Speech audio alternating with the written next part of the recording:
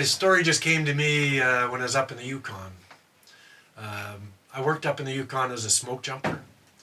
And if you're not familiar, it's parachuting out of a DC-3 and then you attack the targets. Anyways, I'd gone up and done that, and then I came back down south here and got a job at Arrow Forest District as an initial attack firefighter. And I'd tell the crews about the fires that I seen in the Yukon, how big they were and crazy, and like it was my first experience with fire too. And they didn't really believe me. Like they were sort of putting up with, the stories. So then we got a fire dispatch to go to the Yukon, 2 crews. So 6 people. And we head up to the Yukon, get all geared up, helicoptered up, get all the stuff done. And we're sitting at this beautiful river in the middle of nowhere, suntan and waiting for a target. And normally we use a small helicopter. This time we had a big medium. So we had so much fire gear in there we could do anything. It was really nice.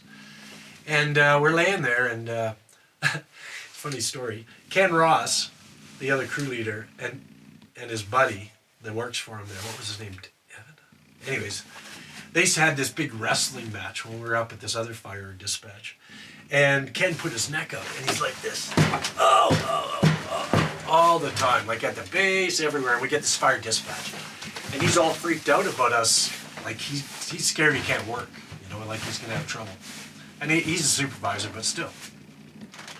And so we're laying there waiting for a fire dispatch. I said, Kenny, I've had my neck cracked a whole bunch of times from the chiropractor. I said, maybe I can do it. And he goes, oh, I don't know. And I said, well, let me just massage your neck a bit for you and try and loosen it up, And he's like, okay, so I'm massaging it.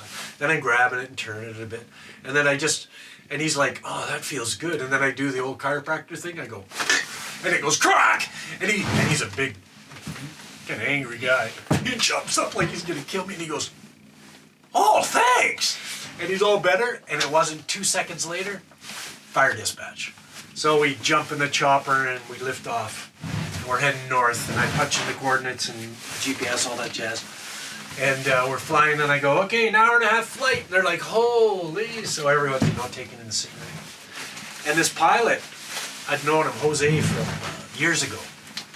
And I think I met him actually up in the Yukon.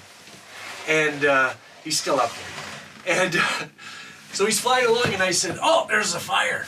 And he looks at me, and he says, you've been up here before? I said, yeah, smoked up. And he goes, oh, yeah, cool.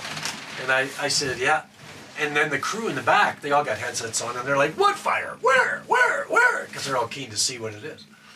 I said, you see the mountain range about an hour away?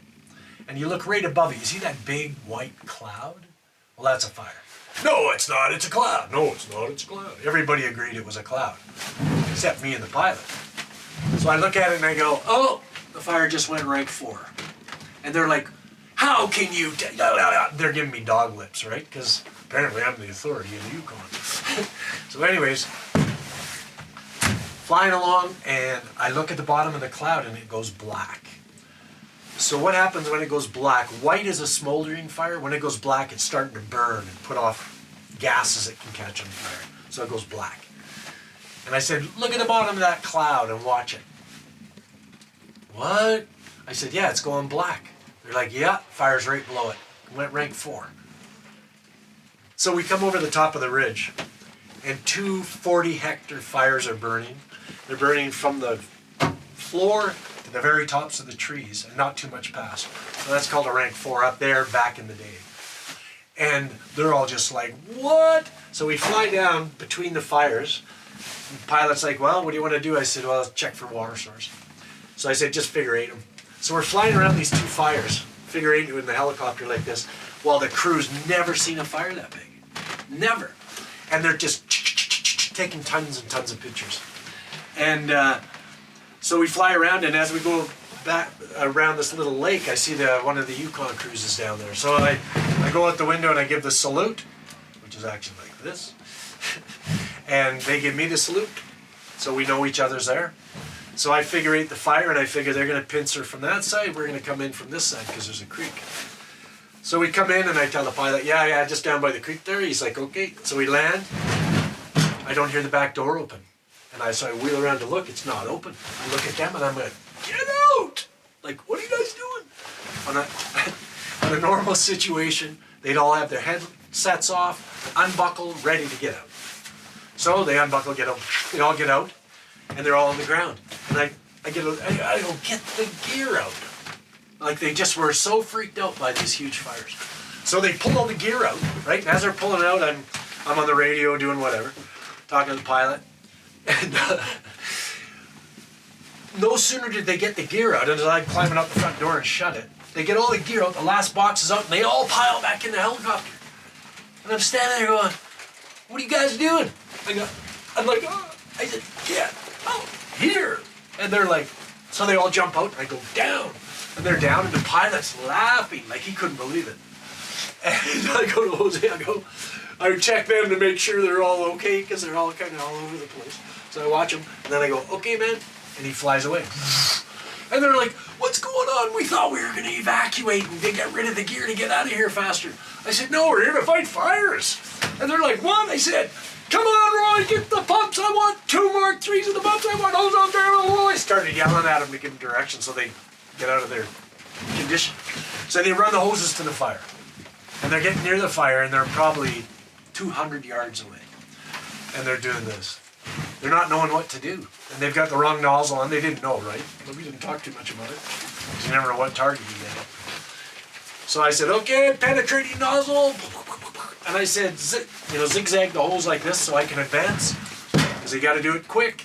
And they're like, okay. I said, I want one guy pulling. And away we go at the fire. And we get close enough, and I crank it on.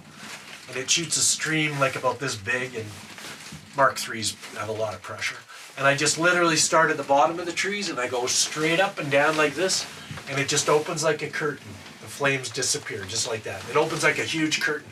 And I stop, and I go, what do you guys think? And Ken Ross goes, give me that thing. And he's like, wah. So we get to the edge of the fire, and we split. 3 guys this way, 3 guys this way, and we fight. So we fought for 24 hours. 48 hours, 2 days. Non-stop, trying to save. There was a bunch of cabins down the end of the peninsula.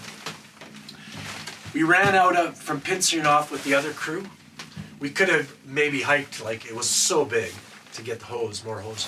And it was getting late, and we were getting, it was time to leave, because in the daytime we fought it like all night, but in the day it was going too crazy. It was too dangerous. So we only fought at night after that. And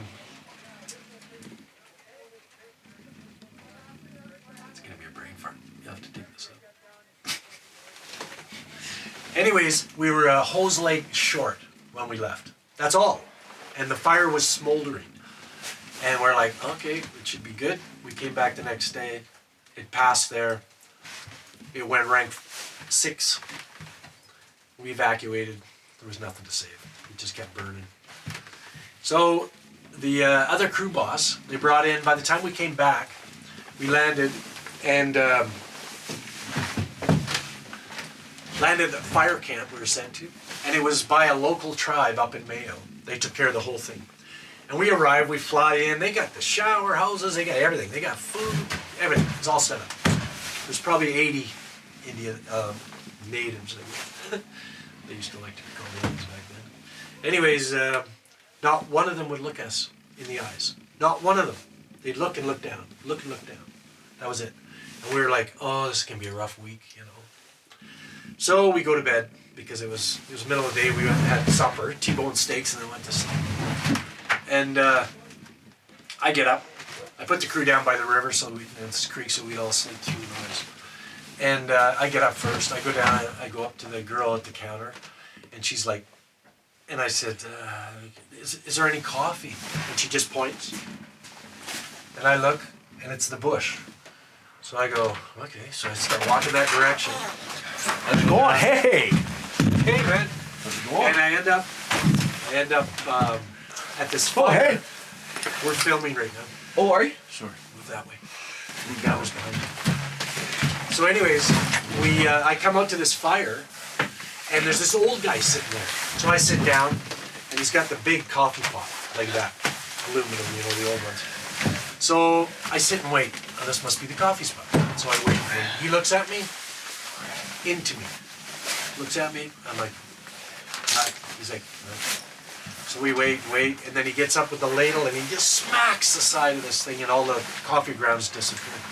And he goes, almost. And he grabs me a cup, fills it up, hands it over black, and I never drink black coffee. I accept it. He pours one, I wait for him to drink. And I ask him, how is it? He says, pretty good. So I take it. It was pretty good. Anyways, after that, we get the crew, we grab our lunches, we head out to the fire. We come back. Every single native in that camp knew our names and said hi and looked us in the eyes. So until the chief said yes, there was no yes. Yeah, most amazing tribe I've ever met. Just unbelievable. Anyways, the crew was enlightened, whatever our fire was. It was really fun.